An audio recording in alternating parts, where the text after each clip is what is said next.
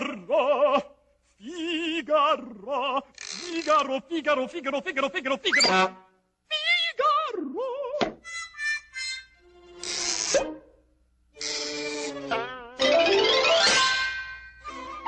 Figaro, son qua? Figaro, son qua? Figaro là, Figaro qua, Figaro là, Figaro su, Figaro giù, Figaro su, Figaro giù. Quanto prontissimo come il fulmine sono il passato della città, della città, della città, della città, della città. So if you hear about the Nissan Figaro and your mind doesn't automatically take you to that scene, I don't even know what to say to you. Hey everyone, thanks for watching a Montu Motors video, and today we're going to be talking about, gasp, the Nissan Figaro. Sure, that one was kind of obvious. But anyway, if you haven't watched our Nissan POW video, that would be another good one to watch in tandem with this because they kind of cover more or less the same vehicle, but there's a few minor differences. So like the POW, the Figaro was designed at Nissan's Pike factory, and it shares a lot of the same components, but the biggest difference being the motor number one. It's a turbocharged version of the POW's MA10S. They also use the same 3-speed automatic, but the Figaro was not offered with the 5-speed manual. Both models were offered as front-wheel drive vehicles with a rack and pinion steering setup, 4-wheel independent suspension, and the Figaro had an anti-sway bar in the rear to make it a bit more stable.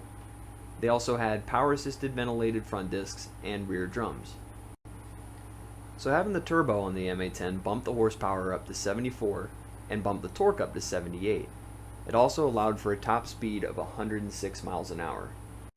So unlike the POW, which was a hatchback, the Figaro was a retro-styled 2+2 coupe.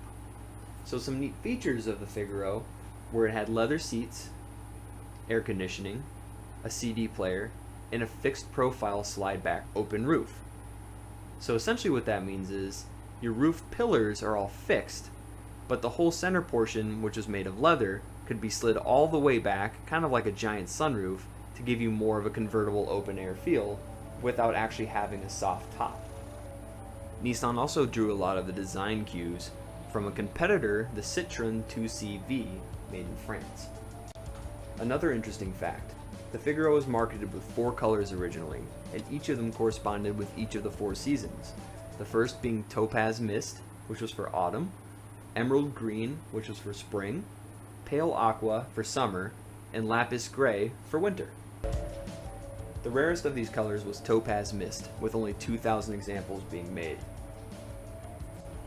So for you fellow gearheads, or petrol heads, depending on where you come from, there's some nice things about having the turbo motor in the Figaro.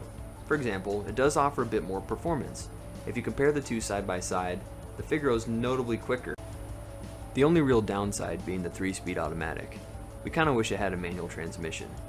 But it's still a fun little car and very neat looking to boot. The true main focus of a vehicle like this though, is to be used as a commuter's car. For example, these things really excel around the city. Getting such good fuel economy, and mostly at low speeds, this is really what it's meant to be used for. Taking these things out on the highway, a little scary. Much also like the POW and the Beat. Those cars really are designed to be driven maybe 45 miles an hour tops. To take them out and really try to push them on the highway at 70, it's been done, but not really recommended. We hope you guys enjoyed this video and learned a little bit about the Nissan Figaro.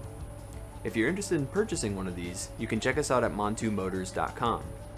Just think, walking out into your driveway or garage every morning and looking at your car and being able to go, "Hey, Figaro!" That sounds like a good life to me. Thanks again, guys, and have a good one. It's insane power. I would definitely recommend Montu Motors. And I would definitely go through Montu Motors again and again. Registration, insurance, all that stuff, but at the end of the day, they took care of every fear you could possibly have. They'll be able to answer it right on the spot. That was a ridiculously simple process for getting a JDM car. I couldn't be happier with my purchase from Montu Motors.